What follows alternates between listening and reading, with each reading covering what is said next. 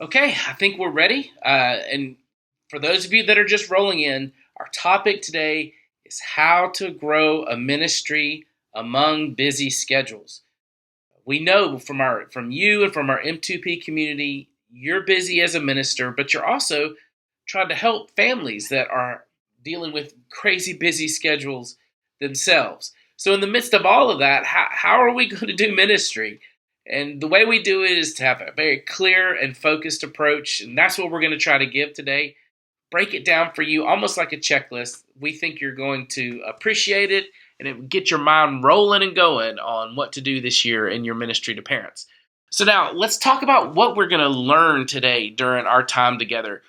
You're investing this time. What are you going to get out of it, right? Well, we're going to break down the four steps that we call our ministry to parents roadmap. What we have figured out is that for a lot of you, just figuring out what to do is part of the challenge. So we want to just kind of walk through that today. So you're going to learn all about why caring for your soul matters in your ministry to parents. We're going to be talking all about that. Then we're going to be talking about the one thing you can do to earn the trust of the parents you're serving. That'll be great. And then also, we'll talk about what you can do to get parents to actually begin to listen to you rather than maybe complain about what you're doing or be frustrated with you. How you can kind of win them over to the place where they believe what you have to say. And then finally, we're going to be talking a lot about how that transformation that we're all shooting for, how can we help parents get to that place where they're leading their own kids spiritually? It actually happens. We help churches do this all the time, and we're going to try to show you how what we offer to churches to do this and how you can do this in your own ministry. So I think it'll be worth your time. I'm very excited to get jumped in, but before we go too far, I want to introduce myself and our special guest that will be with us today. First of all, my name's Jeremy Lee. I'm the founder of Ministry to Parents. 10 years ago, we did this. We've worked with thousands of churches in that time.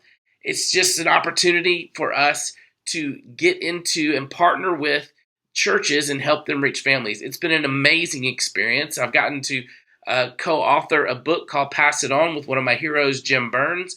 I've gotten to speak in churches around the country. It's been an amazing opportunity for me.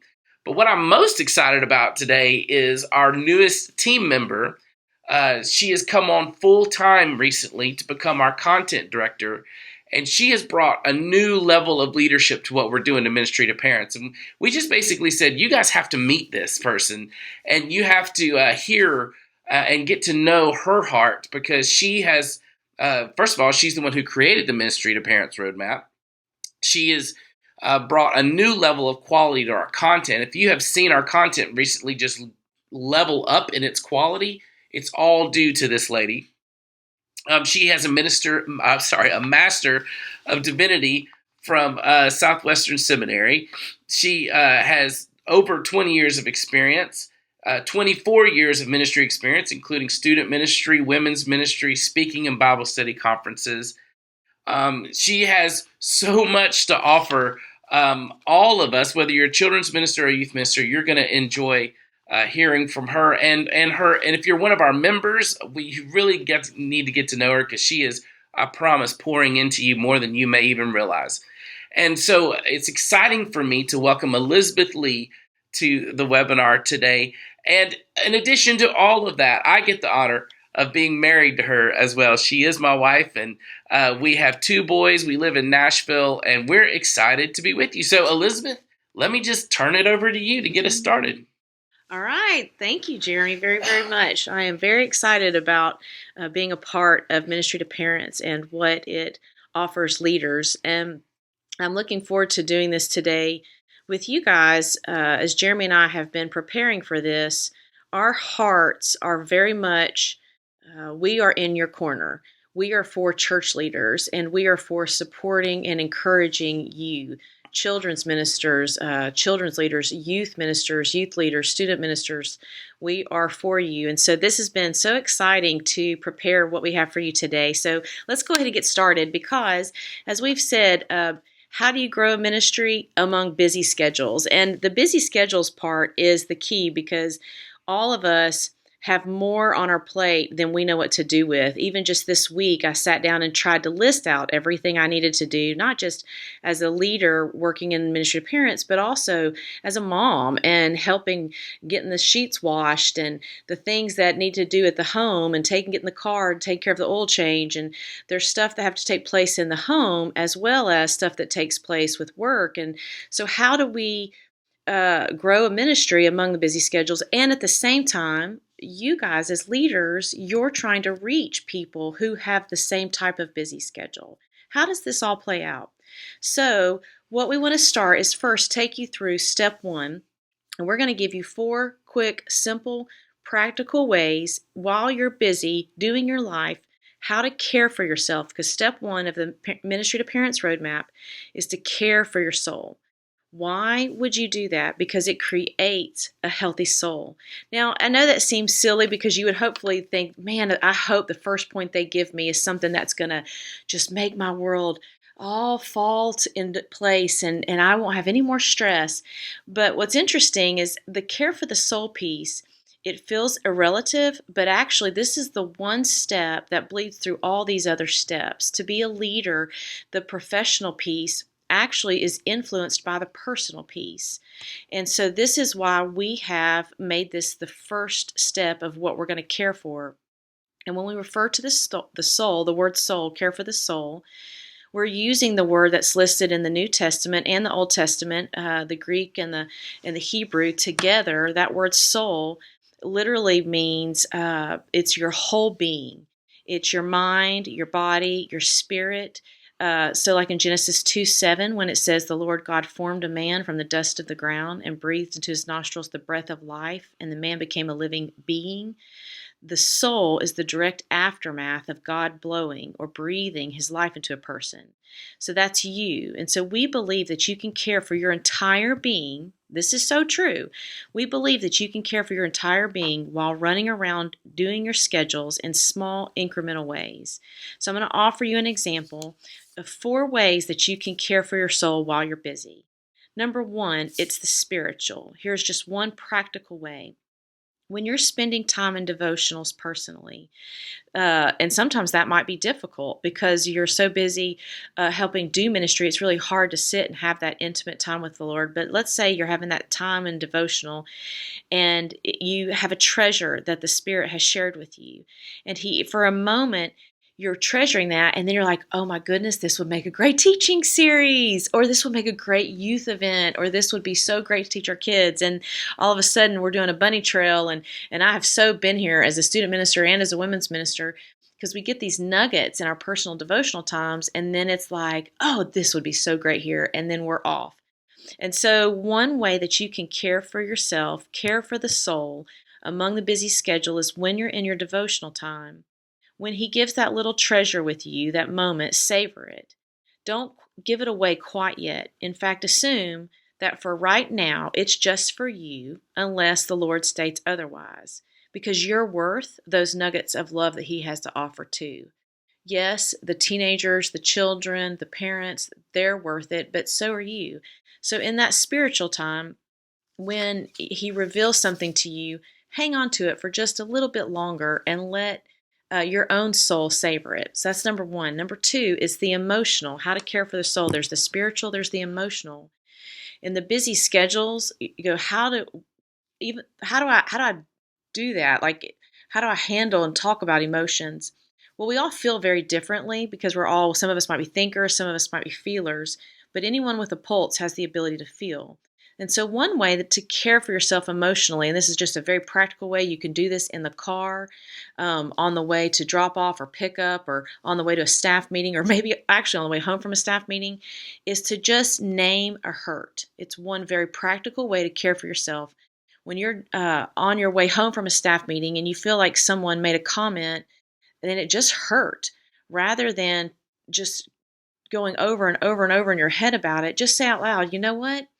When you're driving after that staff meeting on the way to lunch, that really hurt. The fact that so-and-so said that about the ministry that I'm leading, that really hurt. So that's the second way. Third way, intellectual or mental. because we are all alive human beings that feel, we also are guaranteed we're going to make mistakes. The tension lies in the factor that we may work in an environment or actually lead an environment where mistakes are unwelcome. And so, to care for yourself mentally or intellectually, find one small space or place where you can allow yourself to fail. Is it cooking a new meal at night, or is it maybe designing an announcement in the bulletin? Because when you give yourself a safe space to fail, you allow your growth mindset to occur, and it allows you to continue to learn and grow instead of becoming stagnant and keeping the same old thing out of fear of failure. So, first is spiritual, second, and that's just treasure that nugget that God gives you for yourself. Emotional is just to name a hurt. The intellectual is to find a small, safe space or place to give yourself room to fail. And the last one is the physical. So many directions we can go with this, and we talk about this way more in our M2P membership. But for today, one practical way that you can focus on how to care for yourself, it's as simple as appointments. While you are moving, you're getting up, getting ready, brushing your teeth, think about, you know what, do I need to make a dentist appointment? When's the last time I did that?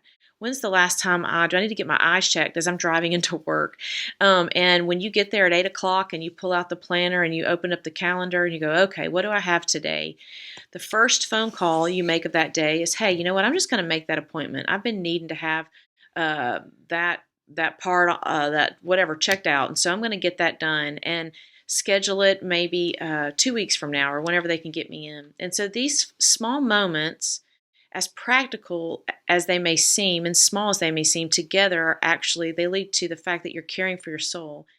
And so the reward is that it gives you the ability to lead well. And if you're able to lead well, that affords you the opportunity to start planning, which takes us to step 2. As I'm listening to that, I'm thinking, as a middle-aged man, I have a lot of parts that need to be checked out. So I might need to leave this webinar and go make some appointments. Call the doc. Hey, I guess I just want to say this, because I want to speak to those of you who might have a mind like mine, because if you're like me, you might have signed up for this and said, I came here to learn how to minister to parents. And y'all are sitting here talking about how I should minister to me. What's up with that? I get to the good stuff. I just want to remind you lovingly, because this is something that Elizabeth and I have both lived through many, many times. It's just impossible to minister well when you're not in a good place yourself. Mm-hmm. And, whether I don't care whether your pastor doesn't understand it or whether the people in your ministry doesn't understand it. Sometimes you just know you need to just stop and take a moment to minister to yourself so that you're free to minister to others. Maybe somebody needed to hear that today, and I hope it's encouraging. When we established this roadmap for our members, we decided this would be the first thing we talked about. And no longer would we just assume that we're all healthy and taking care of our souls. Mm-hmm. We're going to talk about it with our members and encourage them and do whatever we can to be a source of help in that area. So that's what that's about. The next step, once that's in place and we feel like we're in a good, healthy spot, or at least healthy enough to move forward, then we want to take the second part of what we call our M2P roadmap, and that is build a parent ministry plan. When I first started ministry to parents, the question I would always ask a minister is, what do you do for parents in your ministry? And they would basically look at me and say, nothing. And that would both make me sad and happy, because I'd be sad nothing was happening, but I'd be happy like, hey, we've got something going here. We can help people. And here's the thing. A lot of you might answer and say, we aren't doing much for parents, or, we're doing something, but it could be so much better.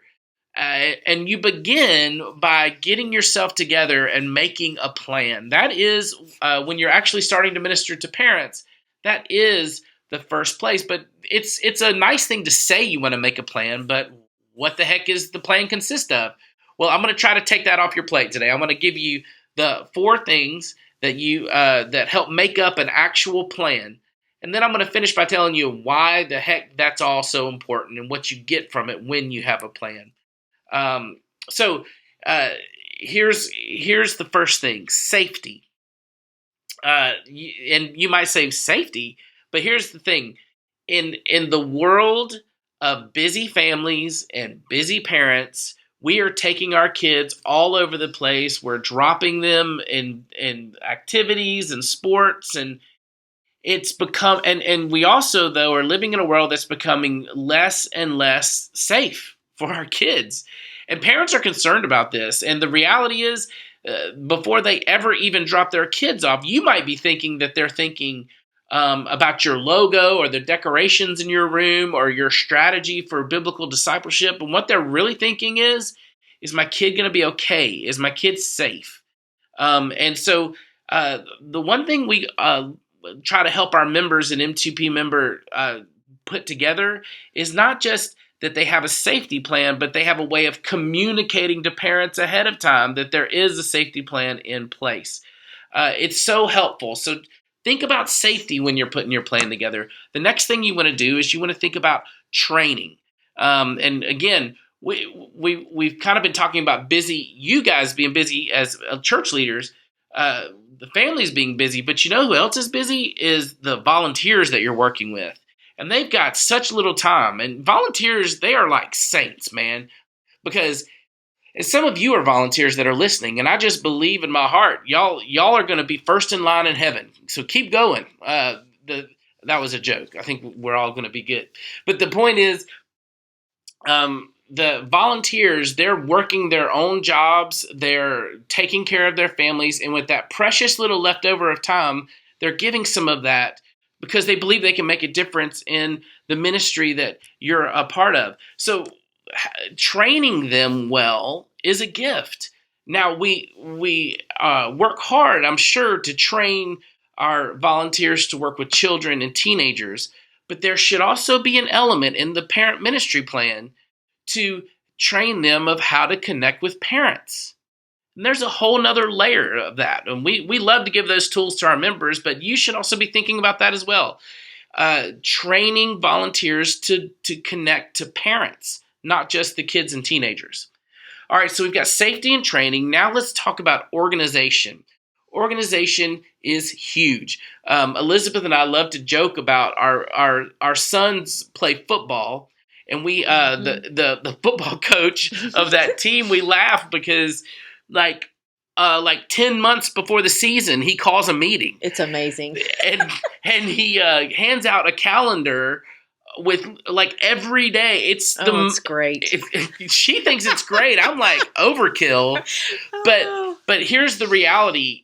At the end of the day, he earns so much trust with us because he over communicates and we know exactly what's going on.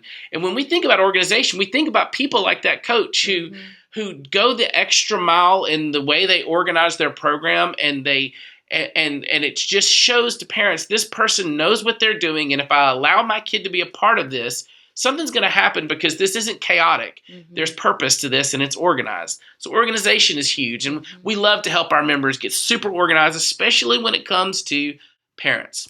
Now, communication. This is one of the ones that a lot of our members ask us about because it's frustrating, and I'm sure it might be frustrating to you. In fact, I was in a Facebook group, a ministry Facebook group the other day, and a minister was saying,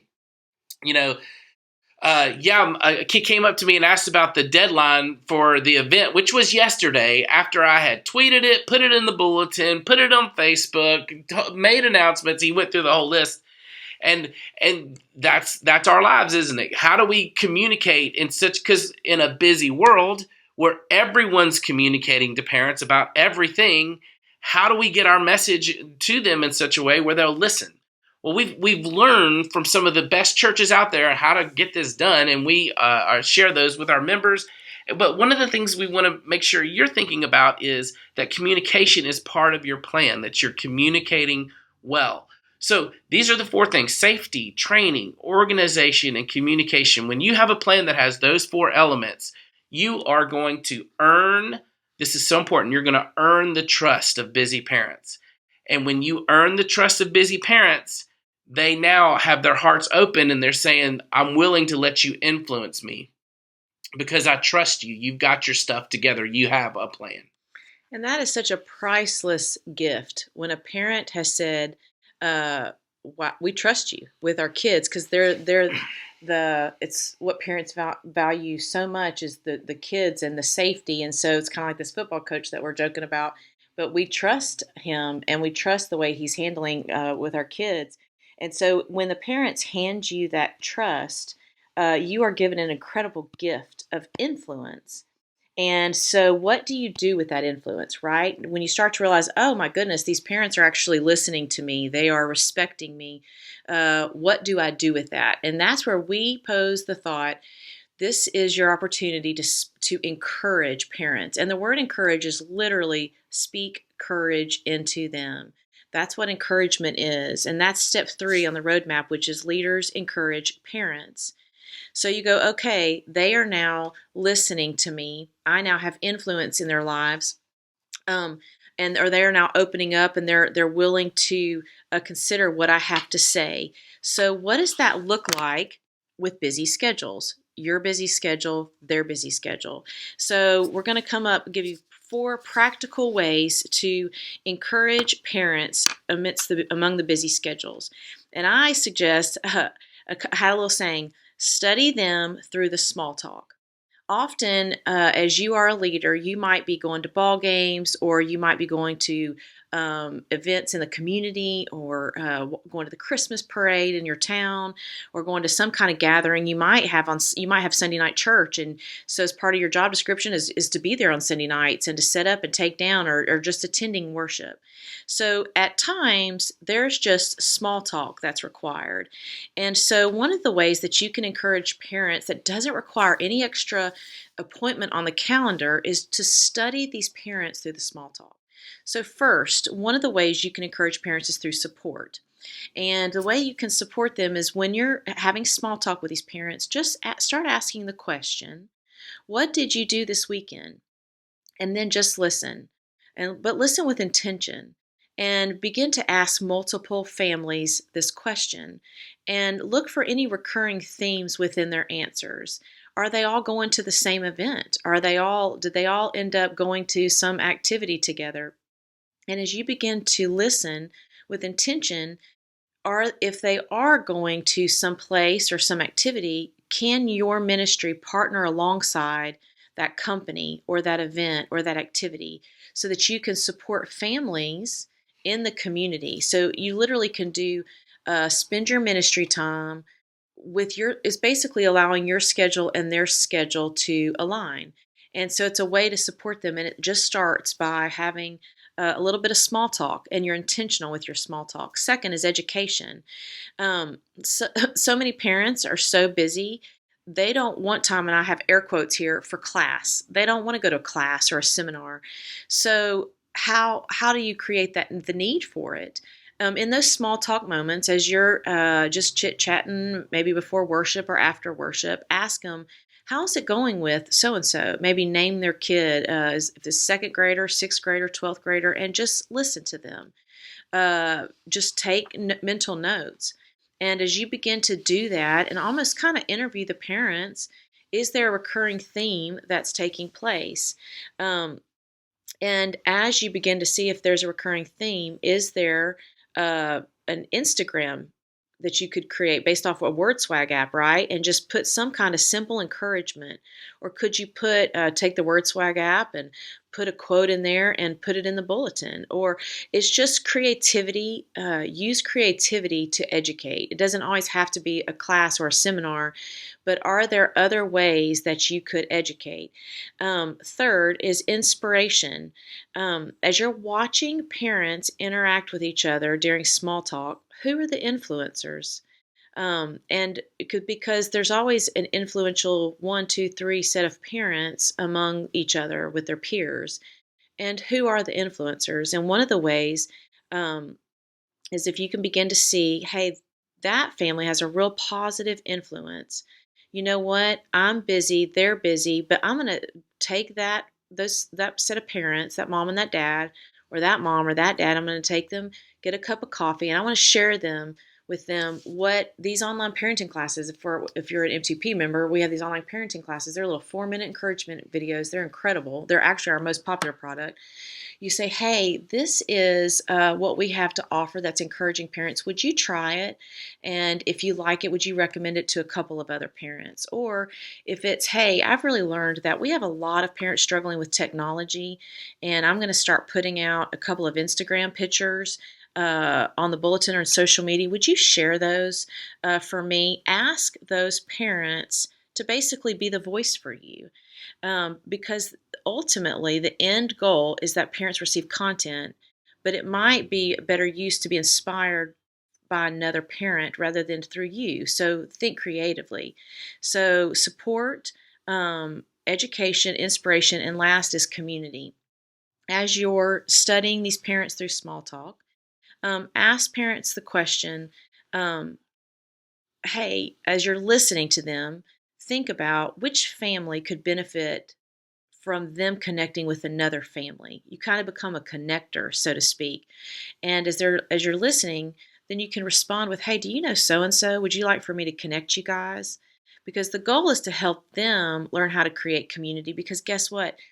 Each of these families might be so busy, the only people they're logging time with are it's the shared basketball parents or the shared soccer parents or the shared at this little elementary school's parents, because that they don't have time for anything else.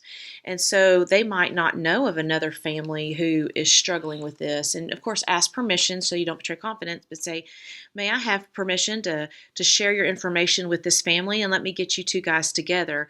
What happens is it creates community between these families. Then connect them with a couple of those influential families who are now sharing, and you see how all of a sudden, boom, you have a parent tribe. And so these are basically 4 small ways you can study them through the small talk of before and after church or in the hallways or at the Christmas parade in your local town. And it's just a way to for you as a leader to encourage parents through support, education, inspiration, and communication.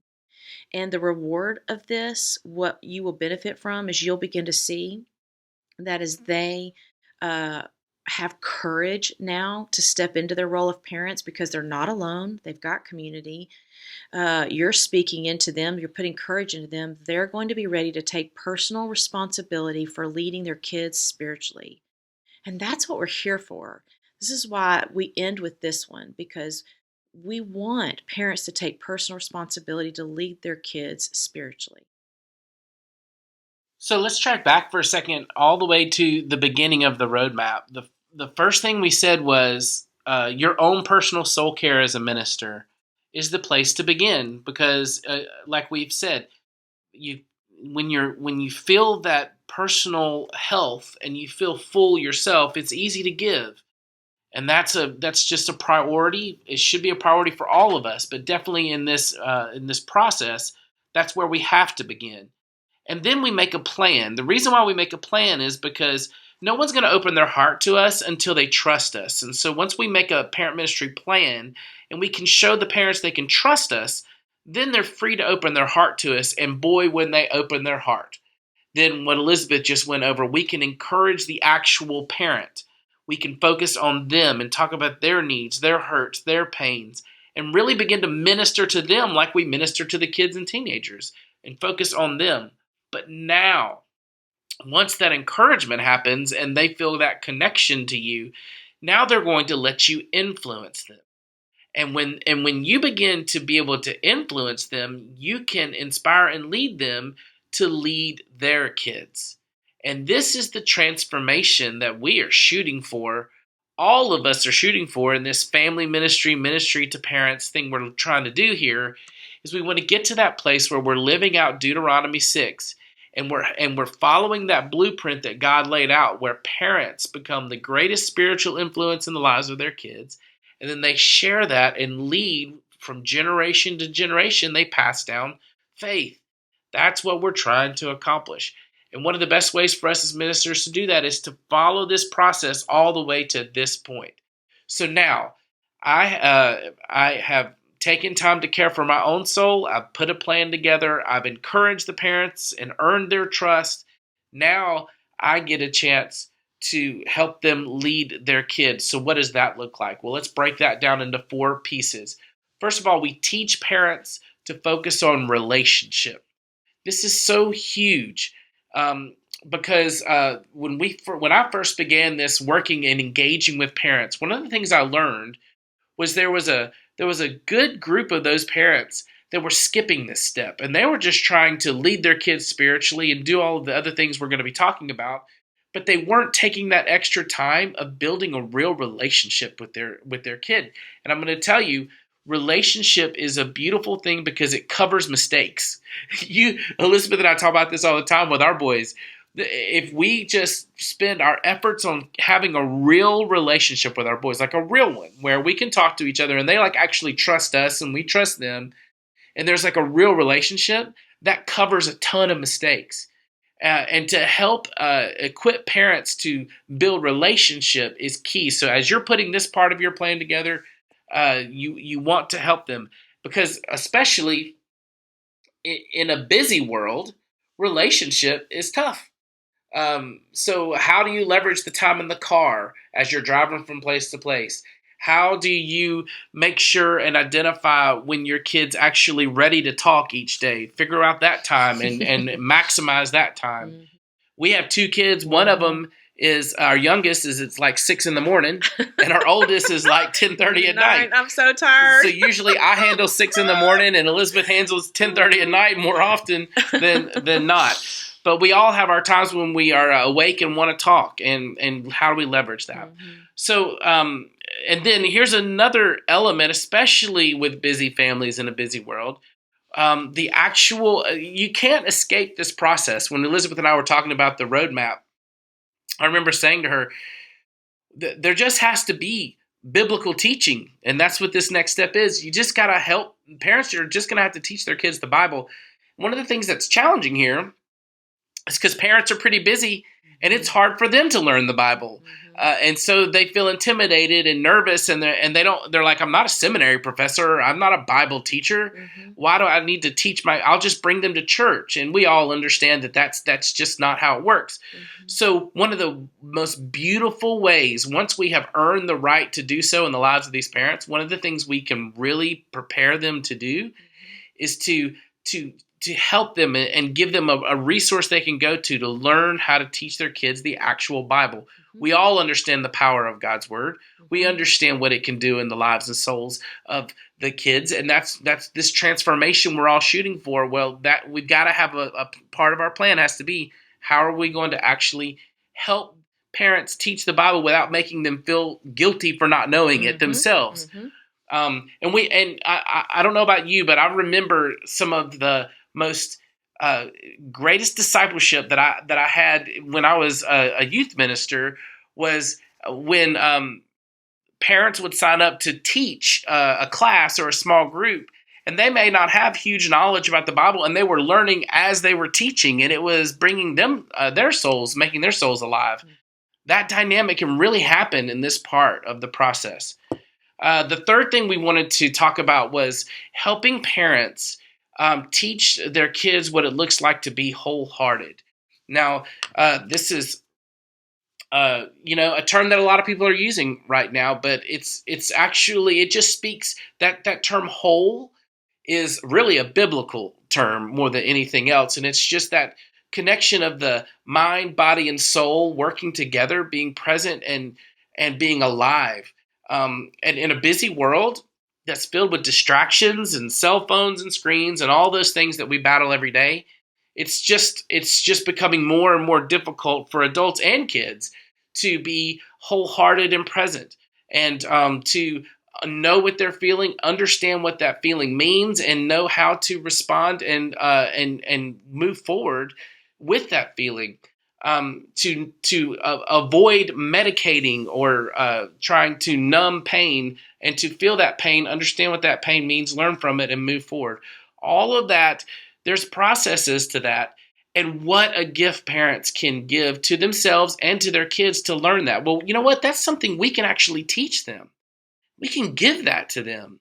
And families really start to enjoy health, and they start to thrive, even in the midst of busyness, when they start to practice these kind of principles fueled by the truth of Scripture and within a healthy relationship.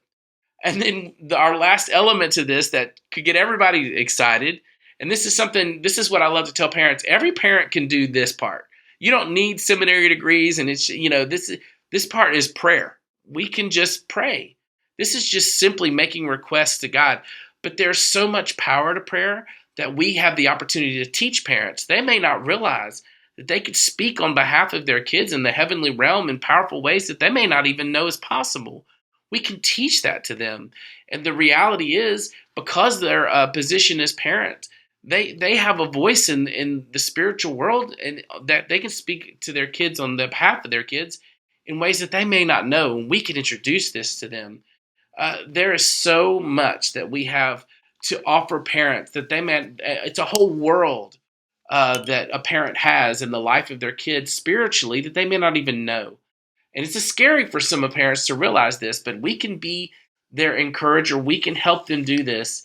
And when we do, we lead to that finish line of the M2P roadmap, which is the kids themselves, the teenagers, the children in our children's ministries and youth ministries begin to really connect with God the way it was intended, as parents are the ones being significantly a part of that process. And we are behind the scenes cheering it on, coaching it on the whole way. It's a beautiful vision, isn't it? And that's what we are shooting for as we put together this kind of M2P roadmap, this process, as you head into another busy year of ministry with busy families. This is a way to get through all of that and focus on what matters. That's how we attack busyness, right?